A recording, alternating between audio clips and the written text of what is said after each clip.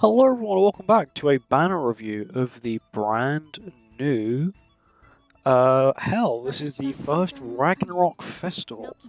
So first, of course, what we always do is we always go over the character, and then of course, I have the wrong thing on, there we go. Now you can actually see the screen fully, because I just did the patch notes video, so I had a different setting up. We're going to be going over her skills, as well as her passives, and of course we'll go over animations as well, because that is what we do. I'm currently looking for the translation of the skills. Here it is, I found it.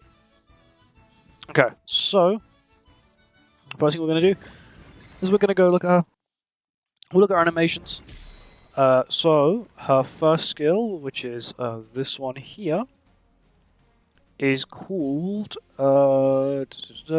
Draining Death. Inflicts pain damage by 200% to a single enemy. Pain, which is the brand new effect that you can see underneath her thing, says inflicts damage by 140%.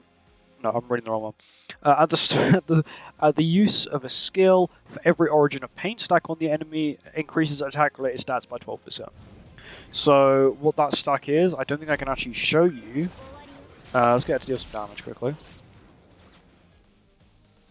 No, okay, he's not going to attack me. But if he was to attack me, he would get a debuff, which is called a pain stack, and then she does more damage per pain stack, which is really nice, because I actually like her skills, they're actually very nice as well. We'll go on to this next skill, which is called Reaping Death. Inflicts damage by 140% of attack to all enemies, and decreases the enemy's crit chance / damage by 30% for 2 turns. Of course, 30%, 50%, and then 80% for 3 turns. That's a lot. Even 30% for 2 turns is a lot. Then you've got 50%, and then you've got 80%. That's practically Barnes' debuff skill, but it's AoE, and it lasts for 3 turns, which is more than Barnes. And then her ultimate, which is called, I don't actually know the name of it, apply buff to the unit that increases damage dealt by 50%, so of course that's at 6/6, it's 50%, at 1/6 is 10%, for 2 turns, and applies a debuff to all enemies that increases damage dealt by 50% for 2 turns, of course it's 10% at 1/6, and then inflicts damage equal to 750% to all enemies, of course it's only 500 at 1/6. Also, then it's got some other part to the passive as well, which is when the unit is participating in battle, Ragnarok traits an unknown ally dies, applies Leader of the Undead to herself, which is this part of her passive here, which is Leader of the Undead, makes the unit not immune to Origin of Pain anymore, and when the unit dies, revives at 1 HP and removes all alt gauge. The 1 stack of Leader of Undead, she doesn't trigger with Reflection, and it can stack up to 3 times. That means if you have her 6/6, you've got 3 revives for her. Pretty much you have to kill her first. If you don't kill her first, well, she's going to revive a lot. So you need to kill her first more than you kill. If you kill, let's just say you're versing Tyrann Echidna, you kill Tyrann Echidna, and it's just her left, she'll have 3 revives. And then it's going to be kind of a pain to deal with. Okay, let's go raw animation, then we'll go into a passive. It does look very cool. I like it a lot.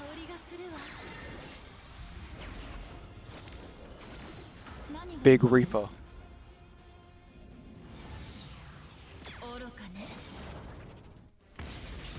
Of course, this is like a really crappy version of her, because this has got no gear, no nothing. But now let's go into her passive. So her passive, we'll just play these skills in the background, called Guidance of Pain. When the unit uses a skill, or for every specific ally damaged from enemy skills usage and the enemy's turn, applies Origin of Pain to the enemy for 2 turns, and for every Origin of Pain applied to the enemy, increase the unit's all stats by 3% up to 24%.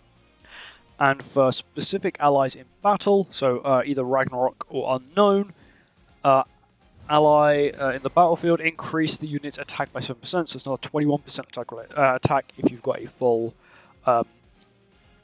Unknown or Ragnarok team, which is kind of insane. And then the Origin of Pain debuff, so the specific allies are Rag and Unknown, which is kind of useful, well, kind of given, because she is an Unknown Ragnarok character. And the Origin of Pain, which is the debuff she applies, increases the damage they take by 5% and decreases, practically gives them a corrosion of 10% of their remaining HP, which can stack up to 5 times, which is a lot. Bear in mind there's another 25% damage dealt, plus they're losing 50% of their max HP. It's absurd. I'm not sure how many turns it lasts for. It may only last for 1 turn, it may last for 3 turns. I have no idea. What else is there? I think that's it for her. Let me go over her current best team. Now I remember, so her current best team is Echidna, Tyr, Hel, and Lunashi. With this team, when she's fully kitted out, what I mean by that, I mean she's getting max Tyr passive, she's got max debuffs on the enemy, she's using a single target skill. She's getting 200% attack, 84% attack substats, 24% all stats, 69% basic stacks, 15% single target damage from Tyr, and 25% damage increase from her debuff. And then if you use her ult as well, it's another 50% at 6/6, and of course 10% at 1/6. And then let's look at her banner, which is probably one of the most stacked banners I've seen in a very long time. It has a copy, I think, of all the sins but melee. So you've got, of course, her, Hel, which is dark, which is kind of cool. The Ultimate One, Big Festival Merlin, Queen Diane, Chad King, Hijack Gotha, the Old the One, Purg Barn, Summer Freya, Tyr, Tristan, Freya, Sigurd, Green Tonar, Lost Vein, Ragnarok, Green Brynhild, Green Ragdian, Blue Magelda, Green Ragnarok, Merlin, Skadi, Ragnarok Barn, Jormungandr, Wedding Day Brynhild. Oh my god, there's so many on this banner. Red Tonar, Red Freya, and Red Magelda. This is a 4% banner with a 0.25% rate up, and there is 8 festivals in total. There's going to be a lot. There's a very high chance you pull a festival. Unfortunately, you do have a lot of old ones on here, mainly these two, which you don't probably need dupes for. Maybe you need a few dupes for King. I still need 2 more dupes for King, because I never pull King. I need 2 more for Escar, I need 5 for her. So it's 0.6, 0.9, 1.05. You're looking at like a 1.3% chance of you pulling an SSR. So if you're pulling a festival with an SSR, which isn't too bad, it's about just over 25% chance. You know, we're going to do a one more like what we always do. Is this banner worth it? Yes. Will I be summoning? I will definitely be summoning for her. She is very busted.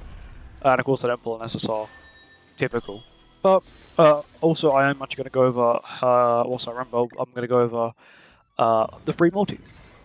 So the free multi is unfortunately not possible in a day, because you come here, this one here tells you, no, go to Demonic, that's a Demonic Beast, what? I ain't a Demonic Beast. Is it this one? Yeah, this one tells you to upgrade this to level 2, which is going to take you a very long time. Even if you were to update your game immediately, you would not be able to get this day 1, because as you can see here, it's going to take a day and a little bit just to get enough. So unfortunately, you can only get the multi on day 2. So when I do my summoning video, of course I will do my summoning video day 1, what I will do is either A, I will get to, let's just say, 600, and I pulled her, I won't go any further. If not, I'll get to 870 and I'll get the free multi the day after, and then get her. Or I might just go the full way and just do the extra multi, because I have a lot of diamonds on my global account, so I'm not too fussed. Actually, we should get a bunch of free diamonds from this. Oh, why am I going there? I'm an idiot. I clicked the wrong one again. Come here, collect all of these. We get 20 diamonds for completing all the current Ragnarok story, which means I can do another multi. Do I think that she will be busted? In PvP, yes. PvE, I'm not too sure, because unfortunately her debuffs are red. I initially thought they were grey. They are red. Which is a slight bummer, but, you know, it is what it is. Oh. Also, I realise that I'm going to need to get the Ultimate One animation if I want to pull the Ultimate One, but they're not pulling anything nice.